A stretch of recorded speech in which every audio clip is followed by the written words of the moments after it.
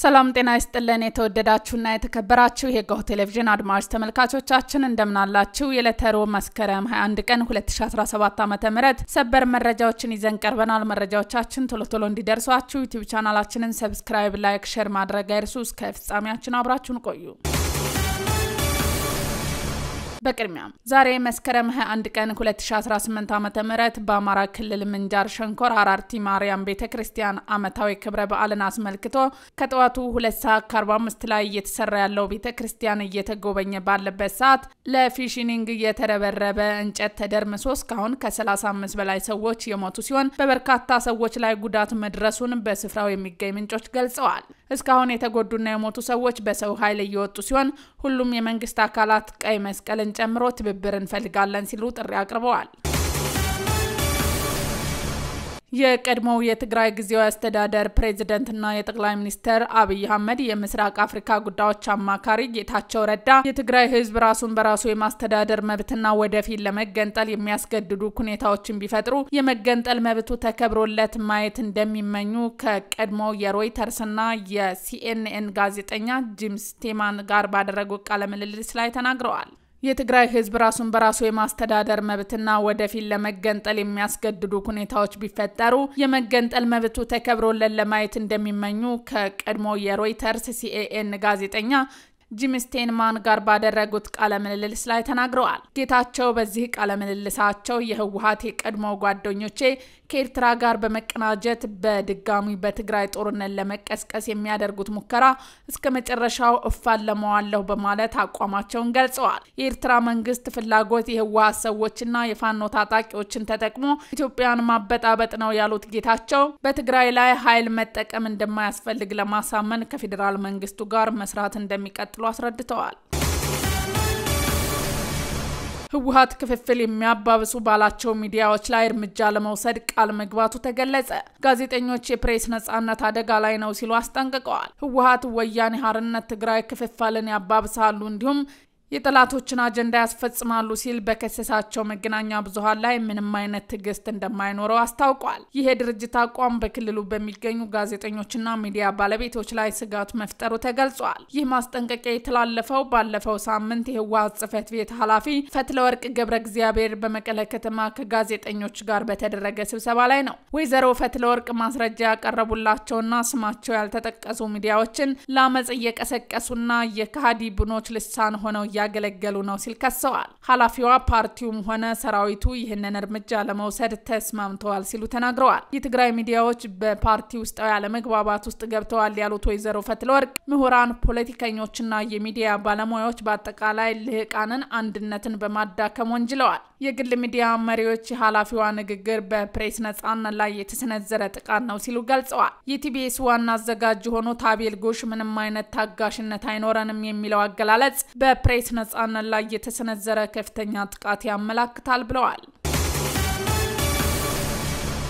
በኦሮሚያ ክልል የተለያዩ አካባቢዎች የህዝብ ማመላለሻ አሽከርካሪዎችና ባለንብረቶች በሚጥሉት ህገወጥ ከፍተኛ የታሪፍ ጭማሪ ተገልጋዮች መማረራቸው ምንጮች ገልጸዋል። በክልሉ የሆሮ ጉዱሩ ወለጋ ዞን ከሱሉሉ ፊንጫ ወረዳ ዞን መቀመጫ ሻምቡ በህዝብ ማመላለሻ ተሽከርካሪ ለመጓዝ የመንግስት ተመን 110 ብር ቢሆንም ባለንብረቶች ግን 250 ብር እንዳስገቡት ተገልጋዮች ተናግረዋል። በአሁኑ ወቅት 1500 ብር ለመክፈል እንደተገደዱ ተገልጋዮች አስረድተዋል። በምዕራብና ሰሜን ሸዋ ዞኖች የህዝብ ትራንስፖርት ተገልጋዮች በህገወጥ ታሪፍ ጭማሪ ተማረናልም ብለዋል።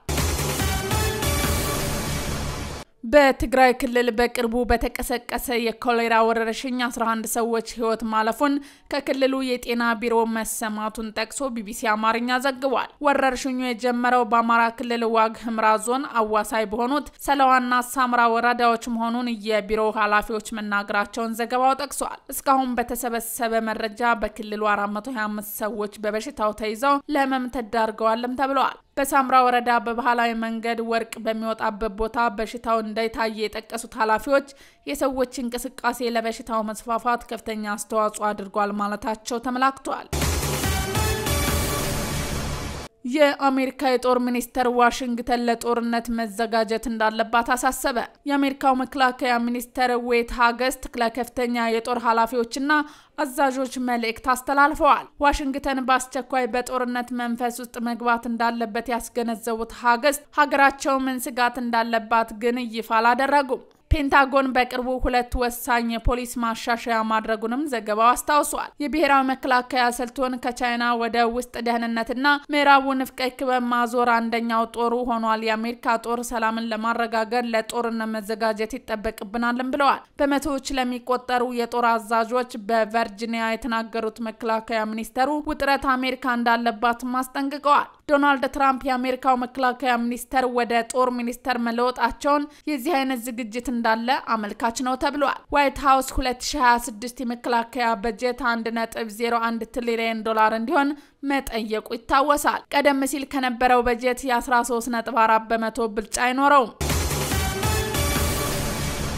ቱርክ በኳታር የሚደረገውን የጋዛ ተኩስ አቁም ድርድር ልትቀላቀል መሆኑ ተገለጸ። ከቱርክ በኩል የሚገኘው ተወካዮች በዱሃ ካለው አደራዳሪ ቡድን ጋር ሆነው ይሰራሉ በሚል የኳታር የውጭ ጉዳይ ሚኒስትር አሳውቋል። ፕሬዚደንት ዶናልድ ትራምፕ የጋዛው ተኩስ አቁም ገበሬያዊ ለማድረግ 20 ነጥቦች ይፋ ካደረገ በኋላ ነው አንካራ የምትሳተፍበት እቅድ እንዳለ ተናግረዋል። ፕሬዚደንት ረሲብ ጠይብ ኤርዶሃንን የዶናልድ ትራምፕ ሐሳብ ማድነቃቸው አይዘነጋም። ሐማስ በትራምፕ የቀረበውን እቅድ እየመረመረ ቢሆንም ሐማስ በትራምፕ የቀረበውን እቅድ እየመረመረ ሲሆን በጎ ምላሽ ይጠበቃል ሲል አልጀዚራ ዘግቧል። ሐማስ ኃላፊነት በተሞላበት መንገድ እየተመለከቱት ነው ማለት ምናልባት ውስጥ ፍሬያማ ሊሆን እንደሚችል ጠቋሚ ያደርገዋል። በሌላ በኩል ፕሬዚደንት ዶናልድ ትራምፕ ሐማስ ከ3 እስከ 4 ቀናት ውስጥ ባለው ጊዜ ውሳኔን ማሳወቅ እንዳለበት አሳስበዋል። በድርድር ሂደቱ አንካራ ለመሳተፍ እድሉን ማግኘቷ ዲፕሎማሲያዊ ጫናዎችን በእስራኤል ላይም ሆነ በጋዛ ሐማስ ላይ ለብዛት አጋጣሚ ፈጥሯልም ተብሏል። ቱርክና እስራኤል ሁለቱም የአሜሪካ ቁልፍ አጋሮች ቢሆንም ጦሩ ወደ መማዘዝ ሊደርስ የሚችል ዲፕሎማሲያዊ ውጥረት ላይ መሰንበታቸው አይዘነጋም።